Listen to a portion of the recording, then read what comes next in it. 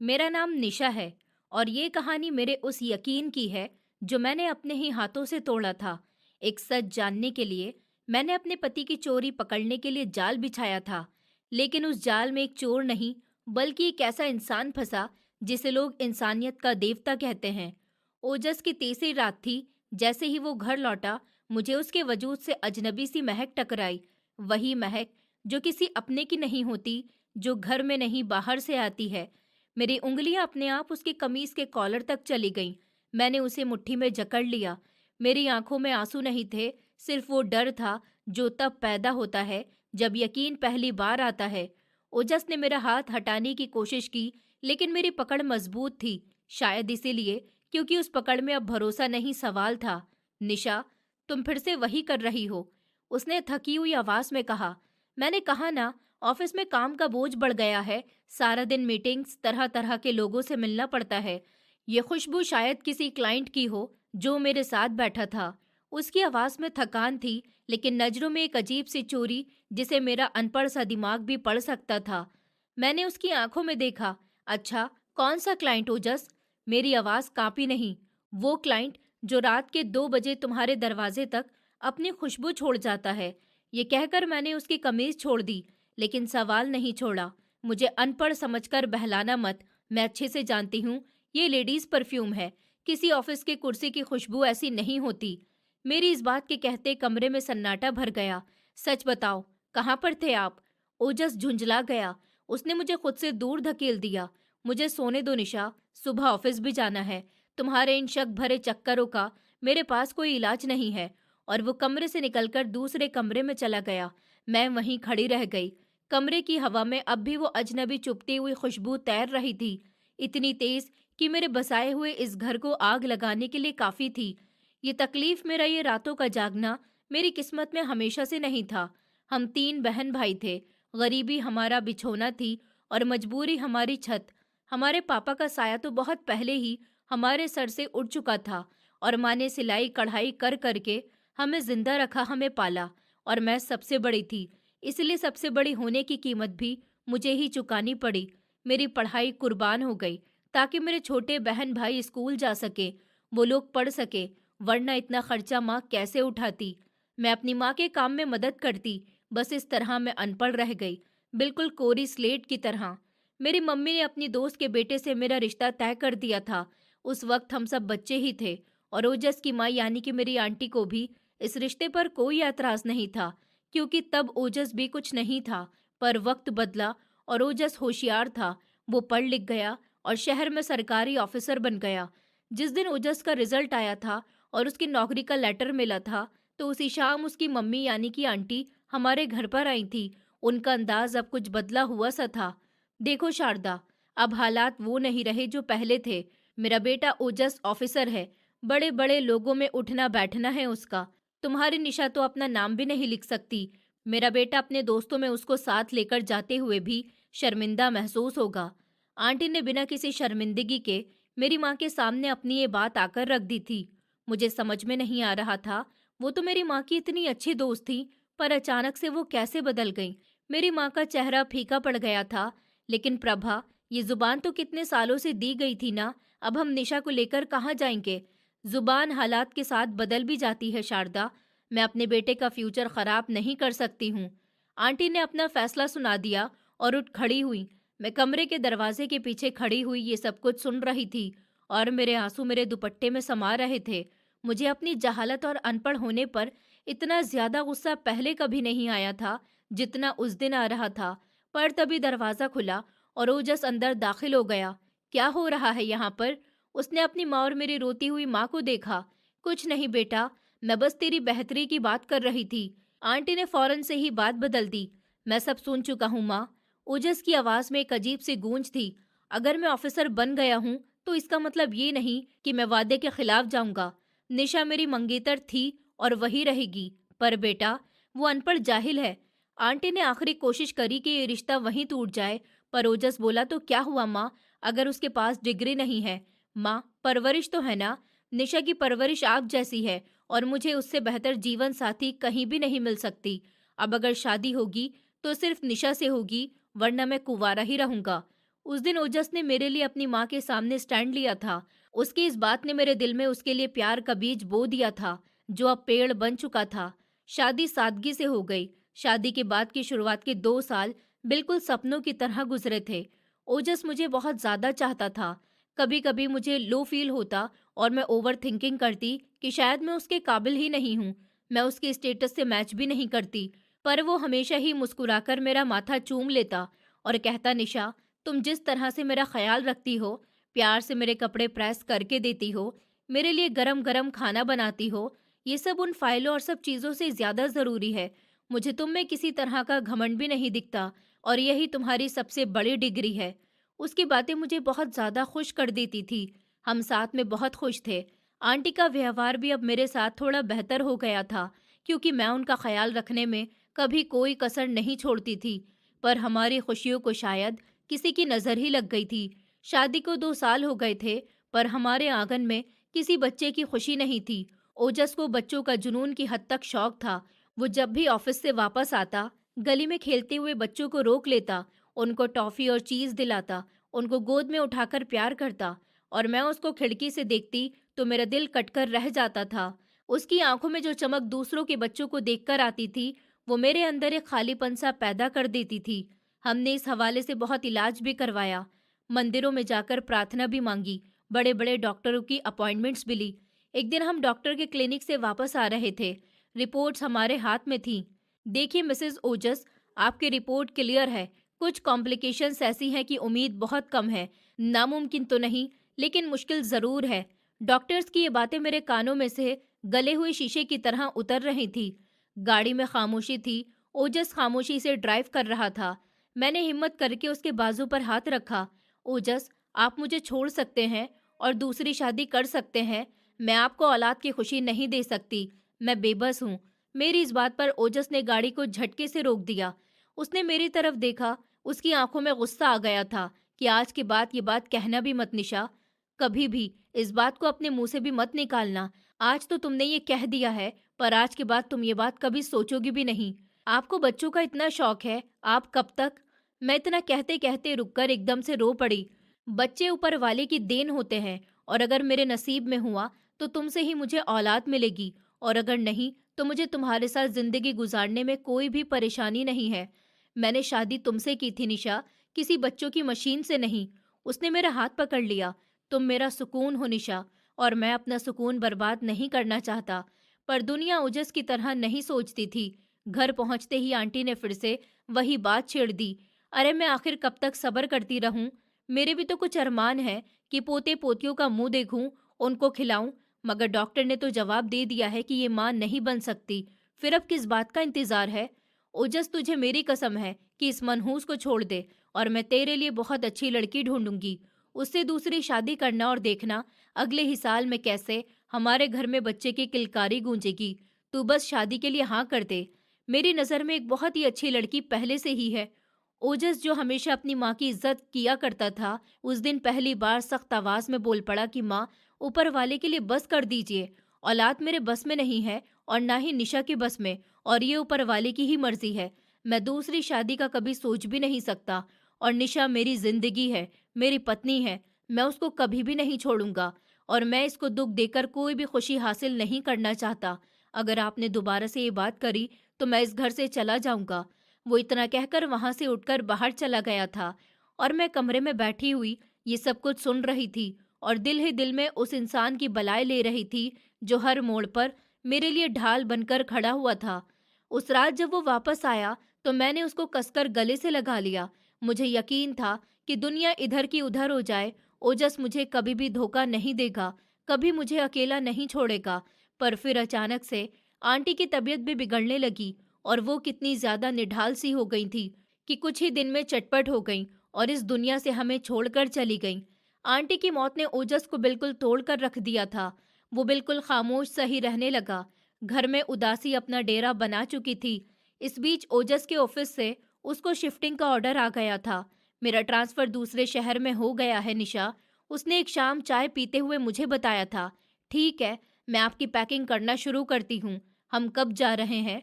मैंने फौरन से कहा। तो ओजस खामोश रहा।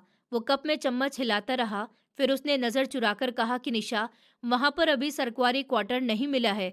मुझे लगता है कि तुम्हें कुछ दिन यहीं पर अपनी माँ के घर रहना पड़ेगा। मैं पहले वहाँ पर जाकर इंतज़ाम करूँगा, फिर तुम्हें बुला लूँगा। मेरे माथे पर शिकन आ गई थी, पर आप जानते हैं कि मैं आपके बिना नहीं रह सकती हूँ। क्वार्टर नहीं मिला तो क्या हुआ? हम किराए के मकान में रह लेंगे। मुझे बस आपके साथ ही रहना है। तुम समझ नहीं रही हो, वहाँ पर हालात अभी सेट नहीं है।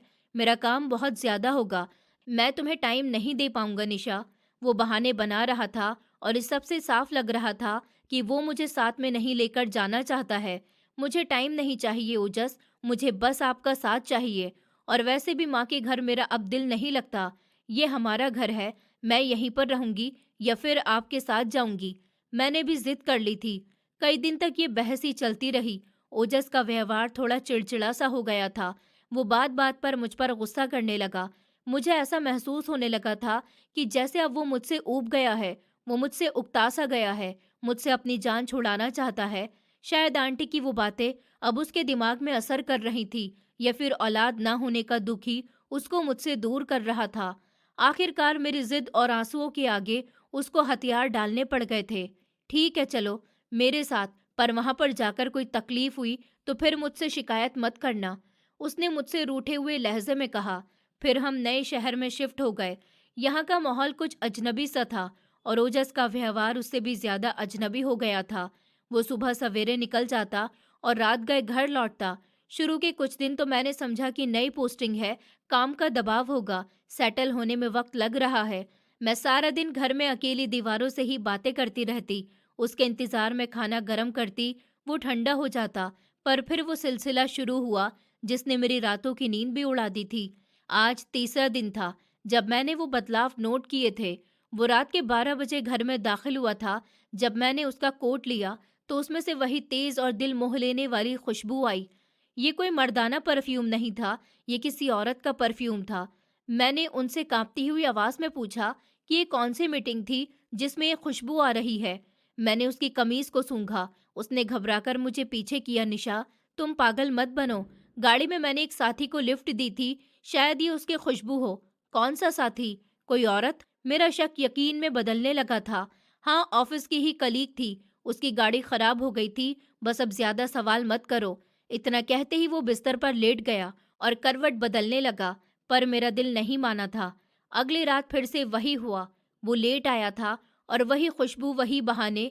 कभी गाड़ी खराब होने का बहाना, तो कभी ट्रैफिक का, कभी किसी दोस्त के साथ घूमने का, पर वो खुशबू नहीं बदलती थी। हर रात उसके कपड़ों में बसी हुई थी, जैसे कि वो किसी के साथ किसी की बाहों में रहकर आया हो। मैंने कई बार उससे पूछने की कोशिश करी, लड़ाई करी, रोई भी, मिन्नत भी करी कि सच बता दो, क्या आप मुझे धोखा दे रहे हैं ओजस? कि आपने दूसरी शादी करने का इरादा कर लिया है? आप किसी को पसंद करते हैं? एक बार मैंने उसके कदमों में बैठकर पूछा था तो वो मुस्कुरा दिया, एक जहरीली मुस्कुराहट। सबसे बड़ी बात यकीन होती है निशा। अगर पति पत्नी एक दूसरे पर यकीन करते हैं तो जिंदगी आसान होती है। तुम बिना वजह अपनी और मेरी जिंदगी को मुश्किल कर रही हो, क्योंकि भरोसा अंधा होता है। ओजस, पर मेरी नाक नहीं है, मेरी आंखें नहीं है क्या? मैं कुछ देख नहीं रही क्या? मेरी नाक की परफ्यूम नहीं सूंघ रही? आप बदल गए हैं। आप वो पहले जैसे ओजस नहीं रहे जो मेरे लिए दुनिया से लड़ गए थे। उसने कोई जवाब नहीं दिया और सो गया। उसकी ये बेरुखी मेरे दिल में चाकू की तरह चुभ रही थी। वो इंसान जो मेरी जरा सी उदासी पर बिल्कुल तड़प जाता था, अब मेरे आंसू पर भी वो नहीं पिघलता था। फिर हमारी शादी की एनिवर्सरी का भी दिन आया। मैंने सुबह से तैयारी करी थी, उसका फेवरेट खाना बनाया, घर भी सजाया, नए कपड़े पहने। मैंने सोचा था कि आज हम पुरानी बातें याद करेंगे, शायद वो पुराना ओजस लौट आएगा। उसने वादा किया था कि वो जल्दी घर आ जाएगा। शाम ढल गई, रात हो गई, घड़ियां बीत गईं। मैं खाने की मेज के पास कुर्सी पर बैठी, मेज पर सर टिकाए इंतजार करती रही। मोमबत्तियां भी पिघलकर खत्म हो गई थी, केक पर लगी हुई क्रीम सूख गई थी, लेकिन वो नहीं आया। फिर रात के 2 बजे दरवाजा खुला और वो अंदर दाखिल हुआ। उसके चेहरे पर कोई भी शर्मिंदगी नहीं थी। मैंने सर उठाकर उसको देखा। उसके पास आते ही फिर से वही खुशबू मेरी नाक से टकराई। आज वो खुशबू पहले से भी ज्यादा तेज थी, जैसे कि किसी ने उसको गले लगाया हुआ हो। मेरे अंदर कुछ टूट गया, मेरा सब्र, मेरा यकीन, मेरा मान। तुम्हें याद भी है कि आज क्या दिन है? मैंने सपाट लहजे में उससे पूछा। तो वो रुक गया। सॉरी निशा, मैं बिल्कुल ही भूल गया था। क्या करूं, काम इतना ज्यादा था कि। अच्छा, काम या वो औरत आपको आने नहीं दे रही थी? मैं एकदम से चीख पड़ी। कौन है वो? ओजस, किसके पास जाते हो तुम? किसकी बाहों में रहकर आते हो? और ये खुशबू तुम्हारा पीछा नहीं छोड़ती? औलाद ऊपर वाले के बस में होती है क्या, इसीलिए तुम दूसरी औरतों के पास जा रहे हो मुझसे छुपकर? मैं बोलती रही और वो खामोश रहा। उसने कोई सफाई नहीं दी, न गुस्सा किया न इनकार किया। वो बस चुपचाप खड़ा रहा और फिर कपड़े बदलकर बिस्तर पर जाकर लेट गया। उसकी ये खामोशी, उसके गुनाह, उसकी इस हरकत का कन्फेशन साफ दिखा रही थी। अगली सुबह मैंने फैसला कर लिया था, अब रोने धोने का वक्त खत्म हो गया है, अब सच जानने का वक्त था। वो सुबह सुबह तैयार हुआ, अपनी सबसे फेवरेट शर्ट निकाली, शीशे के सामने खड़े होकर बालों को सेट किया और गुनगुनाने लगा। उसके चेहरे पर एक ऐसी रौनक थी जो कि मेरे लिए नहीं थी।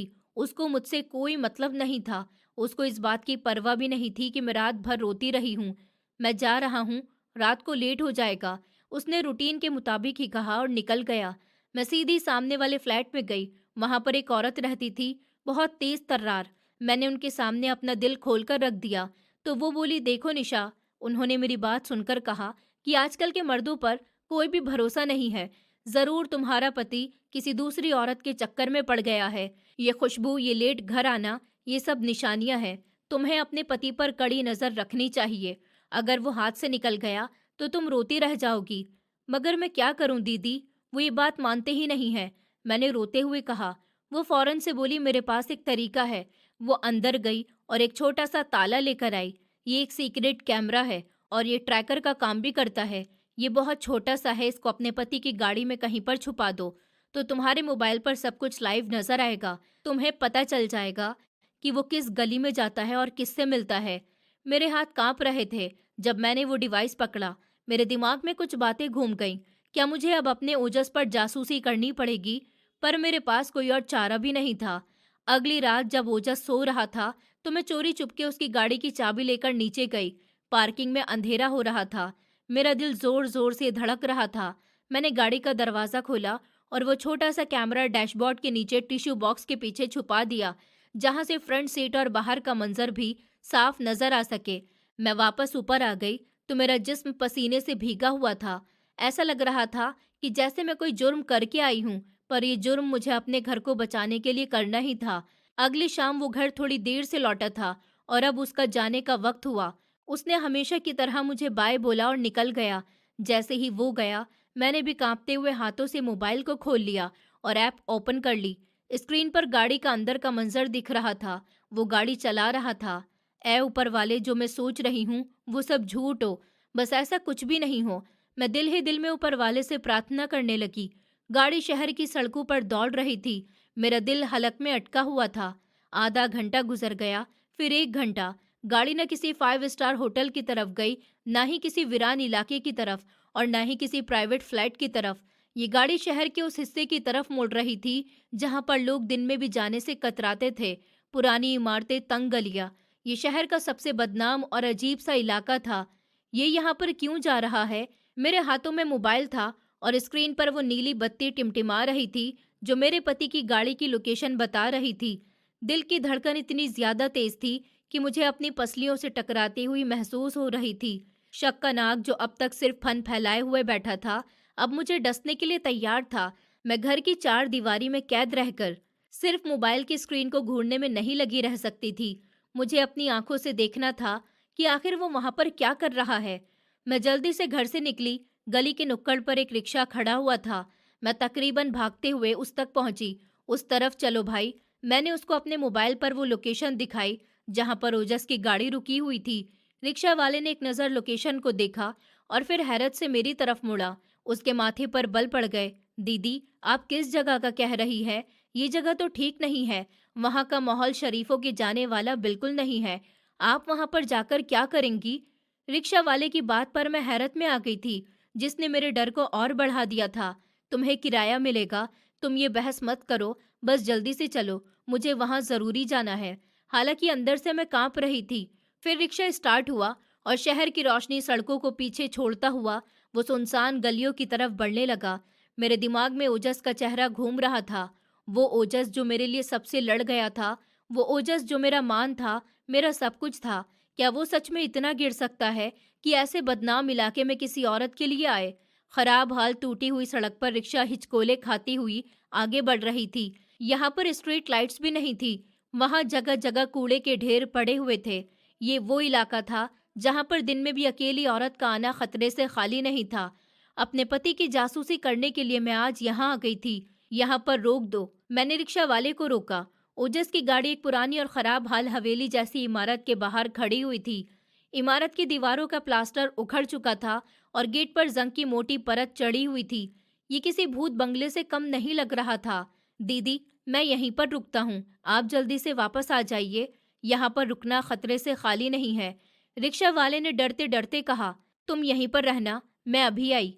मैंने दुपट्टे से अपना चेहरा अच्छी तरह से ढक लिया और गाड़ी की साइड में छुपती हुई उस इमारत के गेट की तरफ बढ़ने लगी। गेट थोड़ा सा खुला हुआ था। अंदर से हल्की सी रोशनी भी आ रही थी।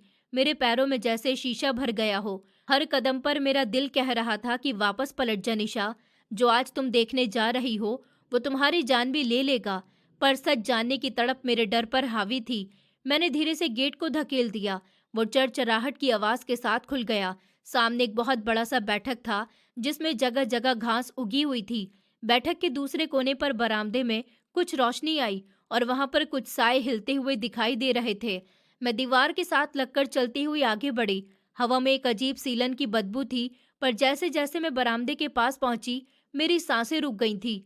वही खुशबू, हाँ ये वही लेडीज परफ्यूम की तेज और मीठी खुशबू थी जो पिछले कई दिनों से ओजस के कपड़ों से मुझे आ रही थी। वो खुशबू उस वीरान हवेली के माहौल में बसी हुई थी। मेरा माथा ठनक गया। इसका मतलब यही है कि मेरा शक बिल्कुल ठीक था। यहाँ पर कोई औरत रहती है जो ये परफ्यूम इस्तेमाल करती है और इसके लिए मेरा पति मुझे मेरे घर पर नजरअंदाज कर रहा है। मैं एक पिलर के पीछे छुपकर खड़ी हो गई। सामने का मंजर देखकर मेरे मुंह से एकदम से सिसकी निकलते निकलते रह गई थी। ओजस वहां पर मौजूद था। वो एक कुर्सी पर बैठा हुआ था और उसके सामने एक औरत खड़ी हुई थी। वो औरत पीठ करके खड़ी हुई थी, इसलिए मैं उसका चेहरा नहीं देख सकती थी, पर उसके कपड़ों से अंदाजा हो रहा था कि वो कोई जवान औरत है। वो ओजस के बहुत ज्यादा करीब खड़ी हुई थी और मेरा पति सर झुकाए हुए उसकी बात सुन रहा था। मैंने कान लगाकर सुनने की कोशिश करी कि वो क्या बात कर रहे हैं, पर दूरी कुछ ज्यादा थी, इसलिए आवाज साफ नहीं आ रही थी, पर शब्द के टुकड़े मेरे कानों तक पहुंच रहे थे। आप ही हमारा आखिरी सहारा है, अगर आप नहीं होते तो हम बर्बाद हो जाते।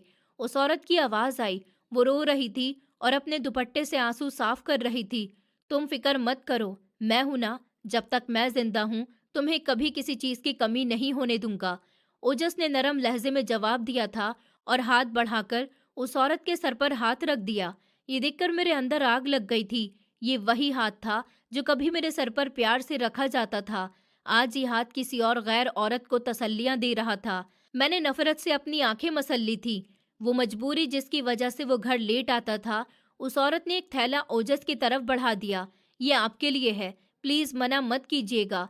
ओजस ने वो थैला पकड़ लिया। ये क्या है? कुछ नहीं, बस छोटी सी चीज है। आप हमारे लिए इतना सब करते हैं तो हमारा भी हक बनता है। उस औरत की आवाज में एक अजीब सा अपनापन था। मेरा खून खौल रहा था। मेरा पति मुझसे पैसे बचाकर इस औरत पर उठा रहा था और बदले में तोहफे भी वसूल कर रहा था। मुझे लगा मुझे और किसी सबूत की जरूरत ही नहीं है। मैं अभी जाऊंगी और उसका गिरेबान पकड़कर पूछूंगी कि ये सब क्या तमाशा है। मैं अभी अपने कदम बढ़ाने ही वाली थी कि अचानक से एक और दरवाजा खुल गया और वहां पर से दो और औरतें बाहर निकल आईं। उनके हाथों में भी कुछ सामान था। उन्होंने आते ही ओजस को घेर लिया। भाई साहब, आप आ गए हैं, हम कब से आपका इंतजार कर रहे थे। एक औरत बोली तो वो मुस्कुराकर खड़ा हो गया। हाँ, बस ऑफिस में काम ज्यादा था इसलिए देर हो गई। ये लो तुम्हारी दवाइयाँ। उसने जेब से कुछ पैकेट निकाल कर उस औरत को दिए। ऊपर वाला आपका भला करे, आप जैसा देवता जैसा इंसान इस जमाने में कहाँ मिलता है। दूसरी औरत ने ये कहते हुए अपनेपन की नजरों से उसे देखा और मैं वहीं छुपकर खड़ी हुई ये सब देख रही थी। वही मूरत बनकर रह गई। देवता? मेरा पति उनके लिए देवता था और मेरे लिए धोखेबाजी? ये कैसी पहेली थी? अगर ये सिर्फ एक औरत का चक्कर होता तो मैं समझ जाती कि प्यार का मामला होगा, पर यहाँ तो कई सारी औरतें थी। क्या ओजस ने यहाँ पर अपना कोई अलग ही रेपुटेशन बना रखा था? क्या वो इन सब का ख्याल रख रहा था? मेरे दिमाग में तरह तरह के ख्याल आने लगे थे। मैंने सुना था कि कुछ मर्द बाहर ऐसी औरतों के पास जाते हैं जो बच्चेदार होती हैं। क्या ये कोई ऐसा ही अड्डा था? इस ख्याल से मुझे झुरझुरी आ गई। मेरी वजह से इतना गिर सकता है या नहीं? निशा, जज्बात में मत बह, गौर से देख।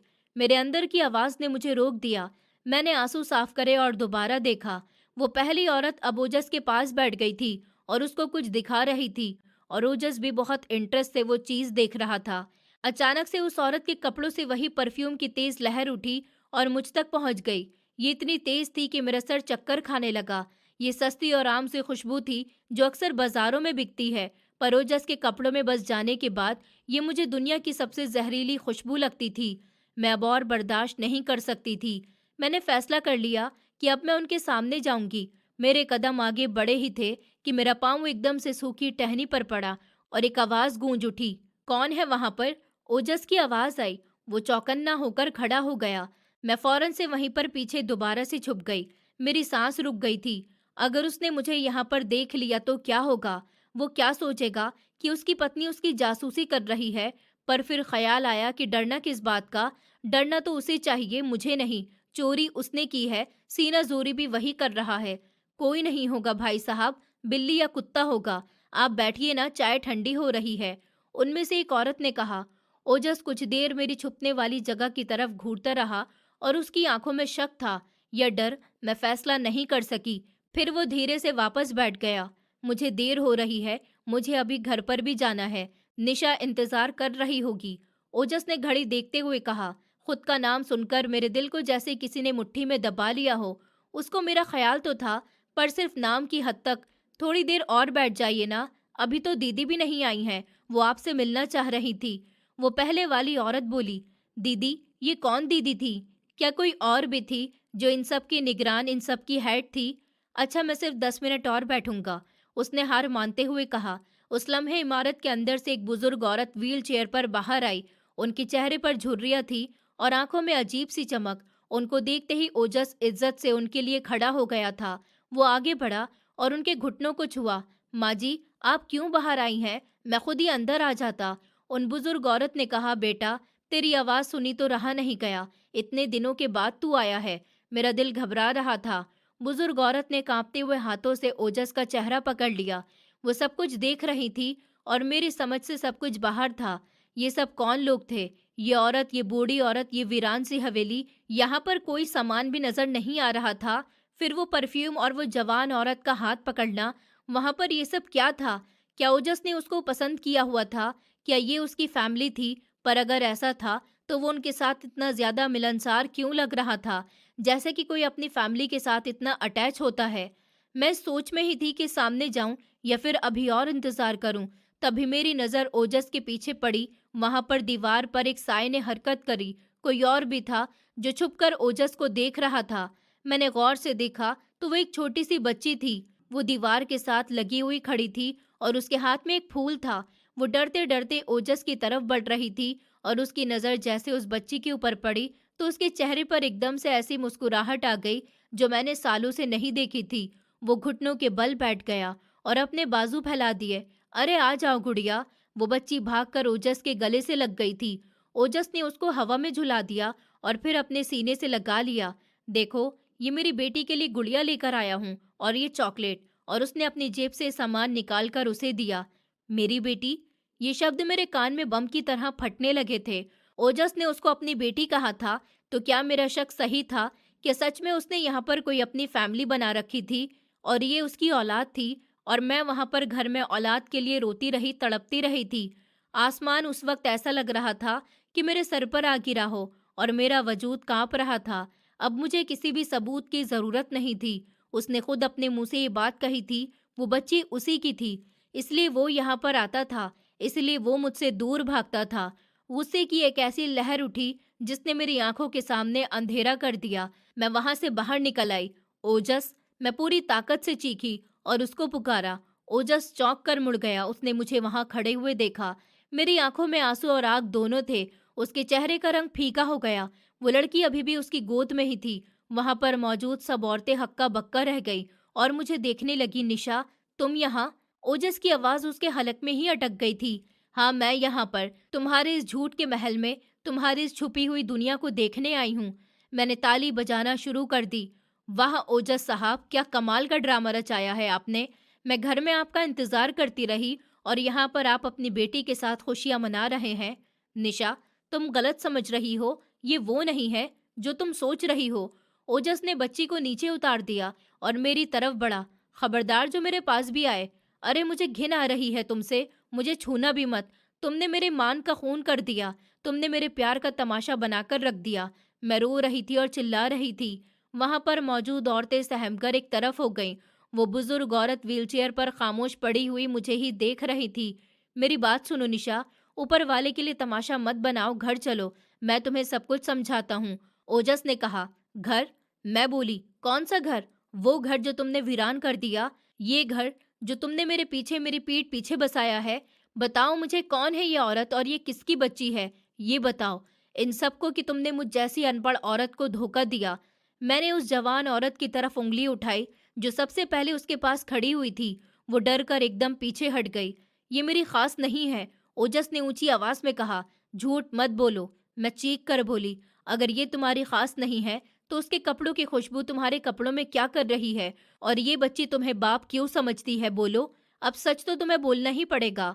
माहौल में खौफनाक सी खामोशी छा गई और उसने सर झुका लिया। वो कुछ देर खामोश रहा, फिर उसने नजर उठाकर मेरी तरफ देखा। उसकी आंखों में अब डर नहीं बल्कि एक अजीब सा दुख था। ठीक है निशा, अगर तुम आज फैसला करने ही आई हो तो सुन लो। उसने गहरी सांस ली। तुम जानना चाहती हो ना कि मैं यहाँ पर क्यों आता हूँ? तुम जानना चाहती हो ना कि ये सब कौन है? तो फिर देखो अपनी आंखों से। देखो।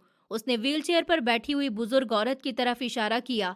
ये मेरी माँ नहीं है, पर ये मुझे बेटा कहती है। और उसने एक जवान औरत की तरफ इशारा किया। ये मुझे अपना रक्षक मानती है। और ये बच्ची, इसने छोटी सी बच्ची के सर पर हाथ रखा। ये मेरा खून नहीं है, मेरी बायोलॉजिकल बेटी नहीं है, पर इसके लिए मैं बाप से भी बढ़कर हूँ।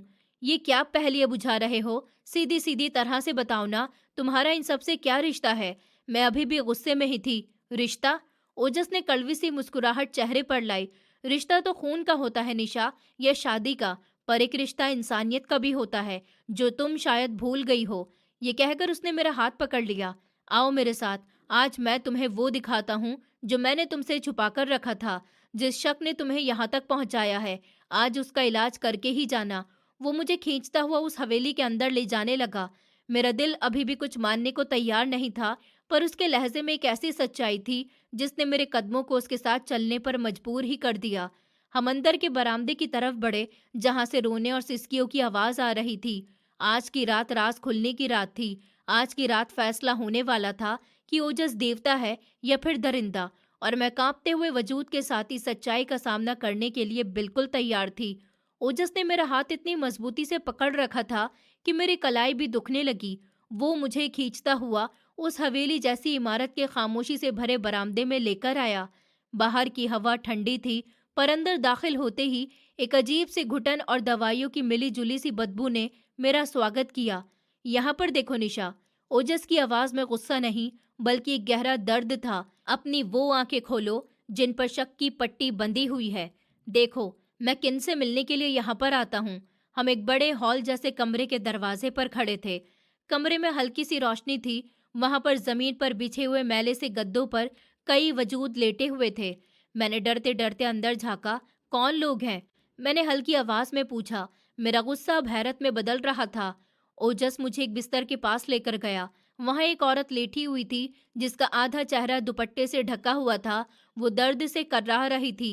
बहन, उसने नरमी से उस औरत को पुकारा, तो उस औरत ने चौंक कर देखा। उसकी दूसरी आंख सही थी, पर उसमें वीरानी थी। भाई, आप तो चले गए थे। उस औरत ने उठने की कोशिश करी। तुम लेटी रहो। मैं बस ये पूछने के लिए आया था कि दवाई का आराम आया या फिर नहीं। और उसने उसको इशारे से रोका। हाँ भाई, बस जलन कम नहीं हो रही। उस औरत की आवाज कांप रही थी। मैंने गौर से देखा। उसके दुपट्टे का पल्लू थोड़ा सा सरक गया। मेरे मुंह से एकदम से चीख निकल गई। उसका आधा चेहरा और गर्दन बुरी तरह से झुलसी हुई थी। उसकी शक्ल बिगड़ चुकी थी। ये किसी तेजाब का जख्म था। मैं डर से 2 कदम पीछे हट गई। मेरा दिल दहल गया। देखा तुमने निशा? ओजस मेरी तरफ मुड़ गया और मेरी आंखों में आंखें डालकर बोला कि ये है वो औरत जिसके प्यार में तुमने मुझे मुजरिम बना दिया। ये बहन जो है, इसके पति ने इसको सिर्फ इसीलिए तेजाब से जला दिया क्योंकि उसने दहेज के ताने का जवाब दिया था। इसका अपना सगा भाई उसको रखने को तैयार नहीं था क्योंकि उसको अपनी इज्जत खराब होने का डर था। मैं उसको यहाँ पर लेकर आया, मैंने इसका इलाज करवाया। क्या तुम्हें इसके जले हुए चेहरे में कोई शक नजर आता है? मेरी जुबान तलवे से चिपक गई। मुझे अपनी वो सब बातें याद आईं जो मैंने अभी अभी बाहर कही थी कि किसकी बाहों में रहकर आते हो। शर्मिंदगी का पहला कतरा मेरे माथे पर आ गया। चलो आगे, अभी तो तमाशा खत्म नहीं हुआ, ओजस ने कड़वाहट से कहा और मुझे आगे धकेल दिया। हम दूसरे कमरे में गए। यहाँ पर बूढ़ी औरतें थीं, खांसी और कर्राहने की आवाज गूंज रही थी। एक कोने में एक बूढ़ी औरत बैठी हुई दीवार को देख रही थी। उनके बाल बिखरे हुए थे और कपड़े बहुत पुराने से थे।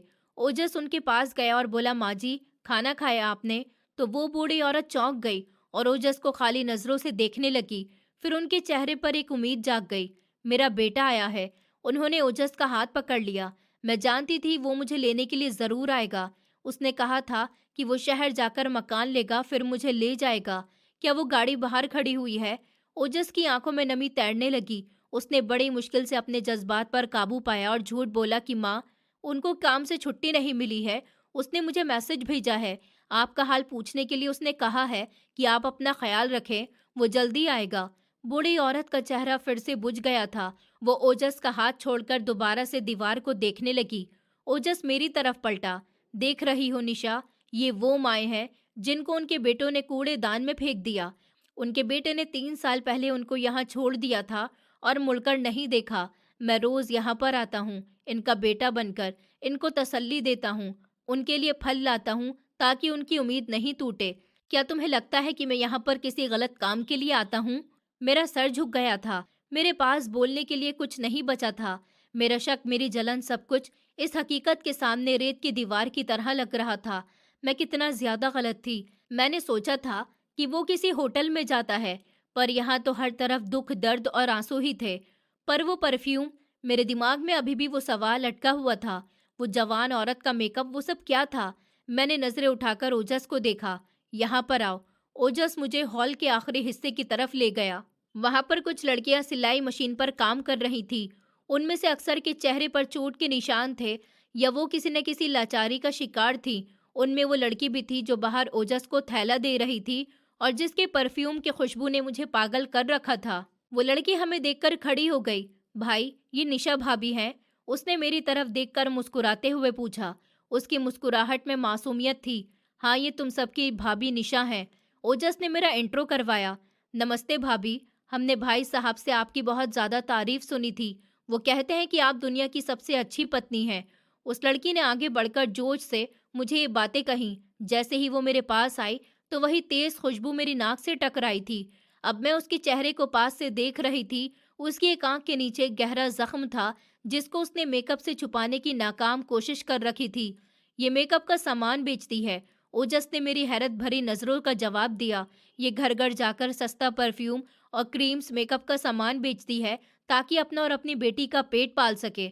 इसका पति नशा करता था और उसको मारता था। ये अपनी जान बचाकर यहाँ पर आई है। इसके पास और कोई हुनर भी नहीं था। मैंने इसको ये सामान होलसेल मार्केट से लेकर दिया। उस लड़की ने अपना थैला उठाया। भाभी, ये देखिए, ये नया स्टॉक है। इसमें कुछ शीशियां लीक हो गई थी तो उनकी खुशबू मेरे कपड़ों में बस गई है।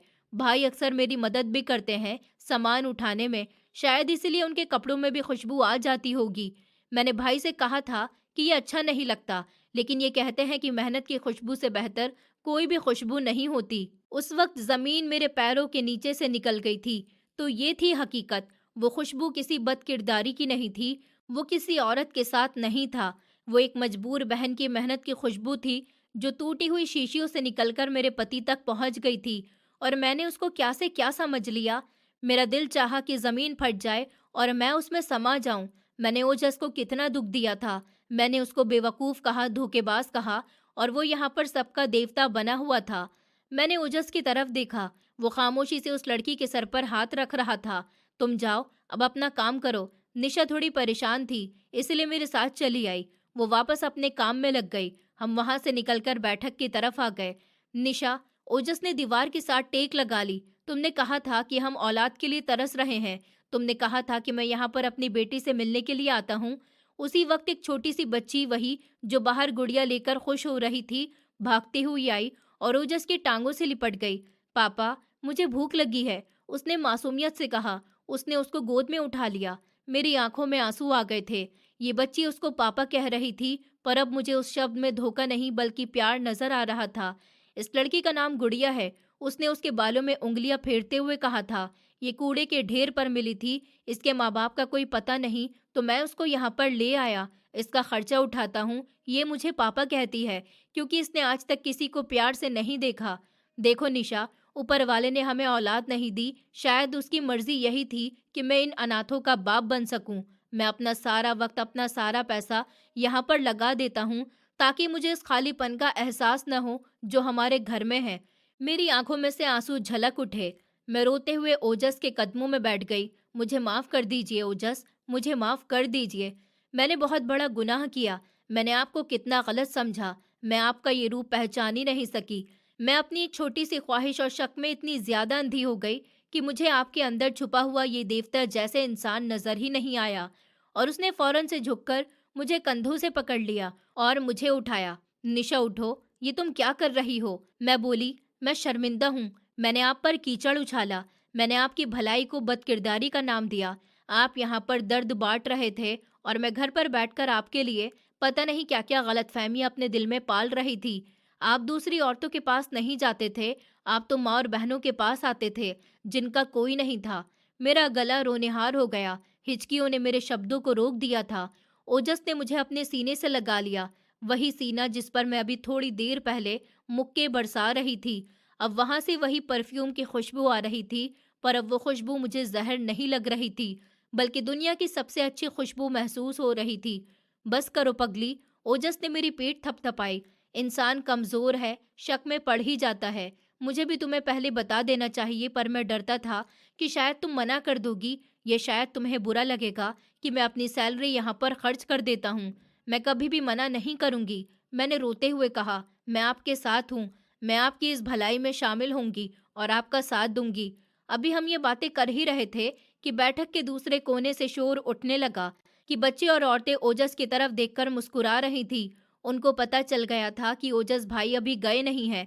चलो निशा, ओजस ने अपने आंसू साफ करे और मुस्कुराया। आज तुम भी देख लो कि तुम्हारा पति रात गए यहाँ पर क्या करता है। आज तुम भी उनके चेहरों की खुशी देख लो। वो मेरा हाथ पकड़कर उस तरफ बढ़ गया जहाँ सब जमा हो गए थे। मेरा दिल अब हल्का हो गया था, पर शर्मिंदगी का बोझ अभी भी था। ओजस उन बच्चों और औरतों के बीच ऐसे खड़ा हुआ था जैसे कोई बहुत पुराना और करीब का रिश्तेदार हो। मैं एक तरफ खड़ी हुई आंखों में आंसू लिए ये सब कुछ देख रही थी।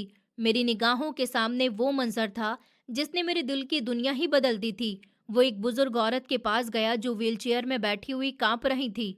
उसने झुककर उनके सर पर हाथ रखा और माथे पर प्यार किया। माँ जी, ये लीजिए, आपकी पसंदीदा शॉल लेकर आया हूँ। ठंड बढ़ गई है, आप अपना ख्याल रखा करें। ओजस ने गर्म शॉल उनके कंधे पर डाल दी। वो बुजुर्ग औरत उसके सर पर प्यार देने लगी और उसके मुंह से आशीर्वाद निकलने लगा। जुग जुग जियो मेरे बच्चे, ऊपर वाला तुझे कभी किसी का मोहताज न करे, तू ही तो हमारा सहारा है। उनकी आवाज में ममता का समंदर था जो शायद उनके अपने सगे बेटों के लिए दिल में नहीं था। उसके बाद ओजस आगे बढ़ा।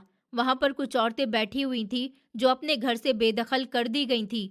वो उनके पास गया और किसी सगे भाई की तरह राशन के थैले बांटने लगा। हर एक से उनकी तबीयत का पूछ रहा था, उनकी परेशानियां सुन रहा था और उनको तसल्ली भी दे रहा था। उसके लिए लहजे में ना कोई एहसान था और ना ही कोई गुरूर, बस एक अपनापन था। फिर वो छोटे बच्चे जो शायद अनाथ थे, वो उसको देखते हुए ही दौड़ पड़े और उसने उनके सर पर हाथ रखा। ओजस ने खिलौने निकालकर उनके हाथों में डाल दिए। ये लो तुम्हारी गाड़ी, ये तुम्हारे लिए गुड़िया। ओजस बच्चों को खिलौने, कपड़े और जूते दे रहा था और बच्चे खुशी से तालियां बजा रहे थे। उन सब के चेहरे पर मुस्कुराहट देखकर मेरा दिल भी भर आया। तब मुझे अचानक से समझ आया कि वो परफ्यूम कहाँ से आता था। वो किसी औरत की बाहों से नहीं, किसी गुनाह से नहीं, वो उन बच्चों के हाथों से आता था जिन पर खिलौनों की खुशबू लगी होती थी। उन औरतों की साड़ियों से आता था जिनके आंसू आज थोड़ी देर को थम गए थे। उन बूढ़ी सांसों से आता था जिनको कोई माँ कहकर बुला लेता था। वो खुशबू इत्र की नहीं थी, वो खुशबू इंसानियत की थी। मैं वहीं पर खड़ी थी, आंसू बिना आवाज के बह रहे थे। आज पहली बार मुझे अपने शक पर शर्म आ रही थी। मैंने अपने दिल में एक देवता को दरिंदा बना दिया था। ओजस बच्चों के बीच खड़ा था। कोई उसका हाथ पकड़ रहा था, कोई उसकी टांगों से लिपटा हुआ था, कोई उसे पापा कहकर बुला रहा था और कोई बस उसकी परछाई में सुकून ढूंढ रहा था। और मैं उसे अब देख पा रही थी, बिल्कुल साफ, बिना किसी शक की पट्टी के। वो मेरा पति था, लेकिन उससे पहले वो उन सब का सहारा था जिनका इस दुनिया में कोई नहीं था। मैं धीरे धीरे उसके पास गई, इस बार बिना गुस्से के और ना किसी शिकायत के साथ, बस एक औरत की तरह जो अपने आदमी को समझ चुकी थी। मैंने उसका हाथ थाम लिया। उसने मेरी तरफ देखा। आंखों में वही सुकून था जो किसी लंबी थकी रात के बाद आता है। चलो, उसने हल्की मुस्कान के साथ कहा कि अब घर चलते हैं। मैंने सर हिला दिया। आज पहली बार वो घर मुझे वीरान नहीं लगा। आज मुझे यकीन हो गया था कि जिस आदमी का दिल इतना बड़ा हो, उसके साथ खालीपन टिक ही नहीं सकता। उस रात में एक शक लेकर आई थी और एक सच लेकर लौटी। एक ऐसा सच जिसने मेरे दिल को भी इंसान बना दिया। मैं चुप थी। मेरे अंदर बहुत कुछ टूटा था और साथ ही बहुत कुछ जुड़ा भी था। शायद उसे पता था कि शब्दों से ज्यादा मुझे उस वक्त खामोशी की जरूरत थी। उसकी आंखों में कोई शिकायत नहीं थी, कोई नाराजगी नहीं थी, बस वही पुराना अपनापन था जो मैंने इतने महीनों से खो दिया था। मैंने पहली बार उसका हाथ खुद से थामा। मेरी उंगलियां कांप रही थी, जैसा आज पहली बार उसे छू रही हूं। उसने बिना कुछ कहे मेरी उंगलियों को अपनी हथेलियों में कस लिया। वो पकड़ शिकायत की नहीं थी, वो पकड़ यकीन की थी। दिल इतना भारी था कि सांस लेना भी मुश्किल लग रहा था। ओजस मेरे सामने आकर बैठ गया। निशा, उसने मेरा नाम लिया, बहुत धीमे से, इतने प्यार से कि मेरी आंखें फिर भर आईं। मैं जानता हूँ तुम्हें बहुत तकलीफ हुई है, उसने कहा, और शायद मेरी खामोशी ने तुम्हें सबसे ज्यादा चोट पहुंचाई। मैंने सर झुका लिया कि मुझे माफ कर दीजिए। मैंने कांपती हुई आवाज में कहा, मैं आपके प्यार को शक में तोलती रही। मैं भूल गई थी कि जिस आदमी ने मुझे इतना सच्चा प्यार दिया, वो किसी और का हो ही नहीं सकता। ओजस ने अपना हाथ मेरे गाल पर रखा। उसकी हथेली की गर्मी मेरे दिल तक उतर गई। गलतफहमी इंसान से गलती करवा देती है, उसने कहा, लेकिन तुमने कभी मेरे इरादों पर शक नहीं किया, बस मेरे रास्तों को नहीं समझ पाई। मैंने उसकी आंखों में देखा। आज उनमें डर नहीं था, बस राहत थी। मैं अपने आप उसके सीने से लग गई, इतने दिनों के बाद, कि लगा जैसे ये पहला पल हो। उसने मुझे बाहों में समेट लिया। एक टूटे हुए रिश्ते को दोबारा सांस मिल रही थी। मैं उसकी छाती पर सर रखे रोती रही। वो मेरे बालों में उंगलियां फिराता रहा। अब कोई शक नहीं होगा हमारे बीच, मैंने कहा। अब सिर्फ आप हैं और मैं। उसने मेरे माथे पर हल्का सा प्यार दिया। वो प्यार भरोसे का था। उस रात हम साथ में लेटे थे। बातें बहुत कम हुई, लेकिन दिल बहुत कुछ कह गया था। कई महीनों की गलतफहमियां एक सच्चाई में पिघल गईं और मुझे पहली बार महसूस हुआ कि प्यार सिर्फ पास होने का नाम नहीं है। प्यार उस यकीन का नाम है जो हर शक के बाद भी बचा रह जाए, और यही शक रिश्तों को सबसे ज्यादा नुकसान पहुंचाता है। जब हम बिना सच जाने किसी अपने पर आरोप लगा देते हैं, तो हम उसके प्यार और इरादों को चोट पहुंचाते हैं। हर खामोशी गुनाह नहीं होती और हर दूरी बेवफाई नहीं होती। कभी कभी इंसान अपने दर्द और अच्छाई को छुपाकर दूसरों के लिए जीता है। रिश्तों में सवाल करना गलत नहीं है, लेकिन बिना सुने और बिना समझे फैसला करना गलत है।